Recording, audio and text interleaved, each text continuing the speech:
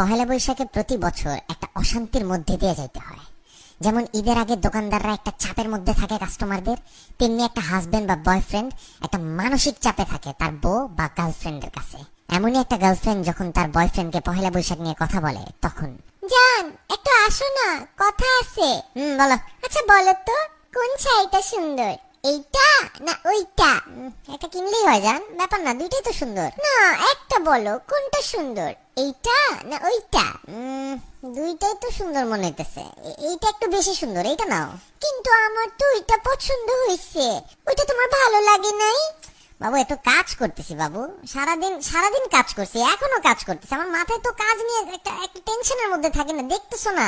তোমার যেটা ভালো লাগে সেটা নাও, জিজ্ঞেস করছো বলে দিছি। কিন্তু তুমি যেটা বলছো ওইটার তো দাম বেশি, আর আমি যেটা পছন্দ করতেছি এটা ওইটার থেকে একটু কম দাম। আরে বাবা যত দামি হোক নাও না বাবু, ভালো লাগলেই নাও, দাম দিয়ে কি, যেটা ভালো লাগে ওইটা নাও। বলো না কোনটা নিবো, এমন করো কেন? এই তোমার সমস্যাটা কি? 2 দিন আগে জিজ্ঞেস করলে দেশি মুরগি কিনবো না ফার্মের মুরগি, তোমারে বললাম ভাই তুমি ফার্মের মুরগি কিনো, তুমি গিয়ে কিনে আনলা 4টা দেশি মুরগি 4টা ফার্মের মুরগি, ইচ্ছাটা তো তোমারই পূরণ হইলো তাই না? তারপর জিজ্ঞেস করলা লাল শাক কিনবো না পালং শাক কিনবো, ভয়ের চোটে কোনো কথাই বলি নাই, কিনে আনলা লাল শাক, যদি বলতাম পালং শাক তাহলে দুইটাই কিনে আনতা। আজকে আবার শুরু করলা শাড়ি নিয়ে, পাইছোটা কি আমারে তুমি? ও মা, একটা শাড়ি কিনবো তোমার জন্য, সাজবো তোমার জন্য, একটু সুন্দর হব, একটা পয়লা বৈশাখের একটা ফিলিংস আছে না, একটা ঝাঁকানাকা আছে না, সেটাও কি জিজ্ঞেস করলে দোষ? কথা তো একটা শাড়ি পর্যন্ত লিমিট থাকতেছে না। আমি কি তোমারে কোনোদিন জিজ্ঞেসি জান কোন জিন্স পরবো, কালো না নীল?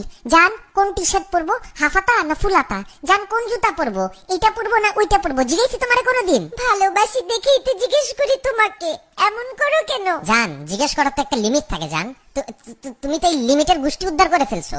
আমি তো ফোন কিনছিলাম কাজের জন্য, কিন্তু আমার মোবাইলটাকে তুমি একটা দোকান বানাই দিছো। কোনোদিন যদি আমার ফোন চেক করো মনে করবা অন্য মেয়েরা পিক পাঠাইছে, ওইটা নিয়েও একটা গ্যাঞ্জাম শুরু করবা, এটা কে পাঠাইছে, এটা কবে পাঠাইছে, না আমি তো পাঠাই নাই। এত পিক পাঠাইছো তোমার নিজেরও তো মনে থাকবে না কোন পিক তুমি দিছো। আমার লাইফটাতে তো একটা দোকান বাজার বানাই দিতেছো তুমি। এত সিম্পল একটা ব্যাপারকে এত বড় করতেছো তুমি। দুইটা শাড়ির কথাই তো জিজ্ঞেস করছি। তোমার কাছে সিম্পল লাগতে পারে জান, আমার কাছে তো সিম্পল লাগতেছে না। তোমার কাছে 2টা শাড়ি, আমার কাছে তো 2 কোটি শাড়ির সমান লাগতেছে। বলতেছি এটা কেন, তুমি বলতেছো ওইটা কেন না। তখন যখন বলি ওইটা কেন, তুমি বলতেছো এইটা কেন না। মানে শাড়ির মধ্যে তো হাজার ধরন দেখো তুমি একটা শাড়ির মধ্যে। তোমাদের মেয়েদের মতন তো এত নিখুঁত চোখ আল্লাহ আমাকে দেয় নাই। তোমার কারণে প্রতিদিন একটা আতঙ্কে আমি বাস করতেছি। এমনি বলতেছো কে? আমি কি এতই খারাপ? তোমার জন্যই তো সাজি। কিসের এত আতঙ্ক? কিসের আতঙ্ক মানে? পয়লা বৈশাখ কেবল যাইতেছে, রমজান শুরু হবে, এরপর আসবে ঈদ।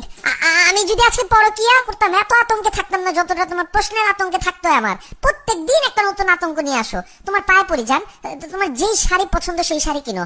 তুমি কলা পাতা প্যাঁচাও যদি পরো আমার কাছে ওইটাও সুন্দর লাগবে। দূর, একটা ফালতু তুমি, যাও তো, মুডটাই নষ্ট করে দিলা, অসভ্য কথাকার।